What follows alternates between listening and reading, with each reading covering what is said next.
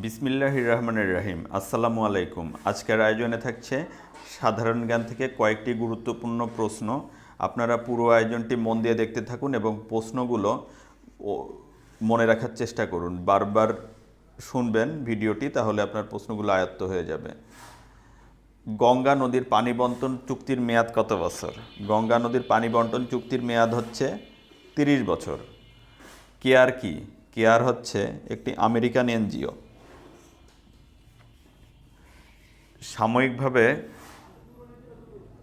মুদ্রাস্ফীতি কিভাবে বন্ধ করা যায়? সাময়িকভাবে মুদ্রাস্ফীতি বন্ধ করা যায় হচ্ছে মুদ্রার সরবরাহ নিয়ন্ত্রণ করে মুদ্রাস্ফীতি বন্ধ করা যায়। বাংলাদেশের বনাঞ্চলের পরিমাণ মোট ভূমির কত শতাংশ? বাংলাদেশের বনাঞ্চলের পরিমাণ মোট ভূমির 16%। পদ্মা নদী যমুনার সঙ্গে মিলিত হয়েছে কোথায়? পদ্মা নদী যমুনার সঙ্গে মিলিত হয়েছে গোয়ালন্দের নিকট। বাংলাদেশে শীতকালে কম বৃষ্টিপাত হয় কোথায়? বাংলাদেশে শীতকালে কম বৃষ্টিপাত হয় উত্তর পূর্ব মৌসুমী বায়ুর প্রভাবে শীতকালে কম বৃষ্টিপাত হয়ে থাকে বাংলাদেশে।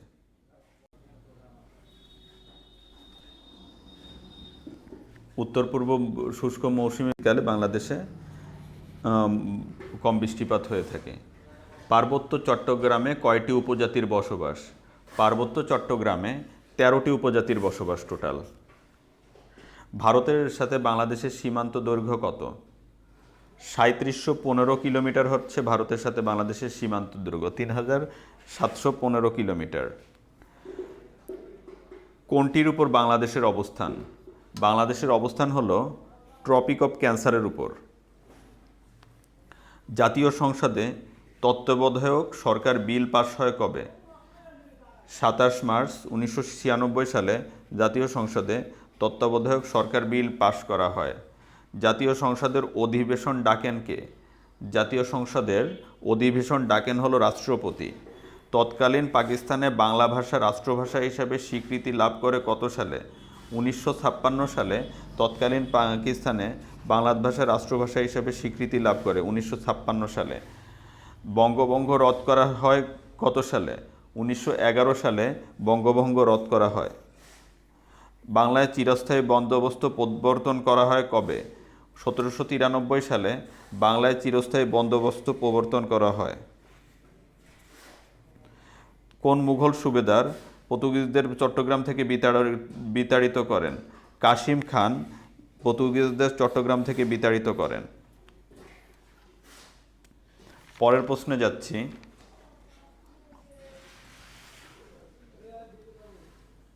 টাইটানিক কতটি বিভাগে অস্কার পেয়েছিল?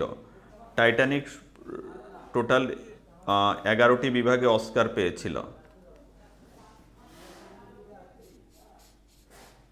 অ্যামনেস্টি ইন্টারন্যাশনালের লক্ষ্য কী?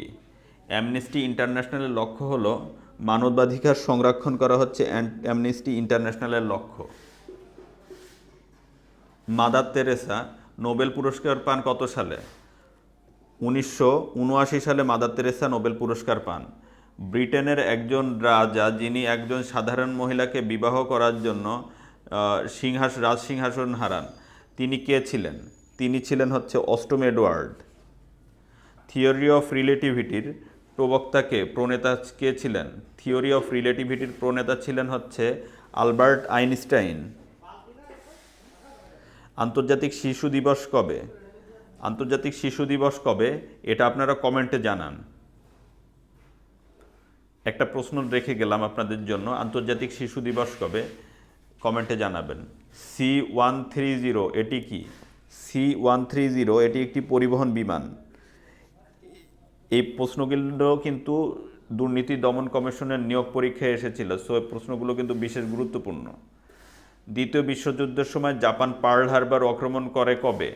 7 ডিসেম্বর 1941 সালে দ্বিতীয় বিশ্বযুদ্ধের সময় জাপান পার্ল হারবার আক্রমণ করে। কমনওয়েলথের কোন দেশটি যুক্তরাজ্যের রাজা এবং রানীকে তাদের রাষ্ট্রপ্রধান হিসাবে স্বীকৃতি প্রদান করে? আর কমনওয়েলথের দেশ হিসাবে অস্ট্রেলিয়া তাদের রাজা এবং রানীকে রাষ্ট্রপ্রধান হিসাবে স্বীকৃতি দেয়। দক্ষিণ এশীয় দেশগুলোর মধ্যে সাপটা চুক্তি কবে সই করেছে? 1993 সালে দক্ষিণ এশীয় দেশগুলো সাপটা চুক্তি সই করেছে। এশীয় উন্নয়ন ব্যাংকের কার্যালয় কোথায় অবস্থিত? এশীয় উন্নয়ন ব্যাংকের কার্যালয় অবস্থিত হচ্ছে ফিলিপাইনের রাজধানী ম্যানিলাতে অবস্থিত।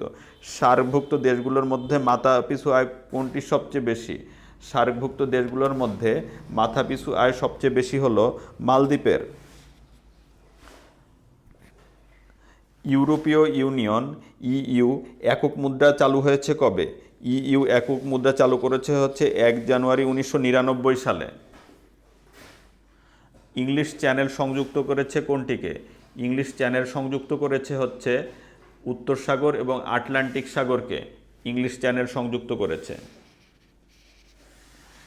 গ্রেট ব্যারিয়ার রিফ কোথায় অবস্থিত? গ্রেট ব্যারিয়ার রিফ হচ্ছে প্রশান্ত মহাসাগরে অবস্থিত গ্রেট ব্যারিয়ার রিফ। স্ট্যানলি এবং লিভিংস্টোন কি? স্ট্যানলি এবং লিভিংস্টোন হলো দুটি বিখ্যাত জলপ্রপাত। পৃথিবীর দীর্ঘতম নদী কোনটি? পৃথিবীর দীর্ঘতম নদী হচ্ছে নীল নদ। হল্যান্ড কোন দেশের পুরাতন নাম? হল্যান্ড হচ্ছে নেদারল্যান্ডের পুরাতন নাম হচ্ছে হল্যান্ড। দ্বিতীয় বিশ্বযুদ্ধের সময় আমেরিকার প্রেসিডেন্ট কে ছিলেন? আমেরিকার প্রেসিডেন্ট ছিলেন হচ্ছে রুজভেল্ট। সাবেক সোভিয়েত ইউনিয়ন ভেঙে কয়টি রাষ্ট্র গঠন করে? 15টি রাষ্ট্র গঠন করে সাবেক সোভিয়েত ইউনিয়ন ভেঙে। ফ্রান্স এবং ইংল্যান্ডকে সংযোগকারী সমুদ্র তালদেশ দিয়ে টানেলটির দৈর্ঘ্য কত? টানেলটির দৈর্ঘ্য হচ্ছে 45 কিলোমিটার। ইংল্যান্ডের শিল্প বিপ্লব কবে অনুষ্ঠিত হয়? অষ্টাদশ শতাব্দীতে অনুষ্ঠিত হয়। ভারতে মোট অঙ্গরাজ্যের সংখ্যা কয়টি? ভারতে মোট অঙ্গরাজ্যের সংখ্যা হলো 29টি। 29টি অঙ্গরাজ্য আছে ভারতে। কোন দেশটি কখনো কারো উপনিবেশ ছিল না? থাইল্যান্ড কখনো কারো উপনিবেশ ছিল না। মিশর সুয়েজ খাল জাতীয়করণ করেছিল কবে? 1956 সালে মিশর সুয়েজ খাল জাতীয়করণ করেছিল। ধন্যবাদ ভিউয়ার্স, আজকের ভিডিওটি এ পর্যন্তই। আমার চ্যানেলের ভিডিওগুলো যদি আপনাদের ভালো লেগে থাকে তবে আমার চ্যানেলটি সাবস্ক্রাইব করুন এবং নতুন নতুন ভিডিওর আপডেট পেতে পাশে থাকা বেল আইকনটি প্রেস করুন। সবাই ভালো থাকবেন, সুস্থ থাকবেন এবং পড়াশোনার মধ্যেই থাকবেন। আজকের ভিডিও এখানে শেষ করছি। আল্লাহ হাফেজ।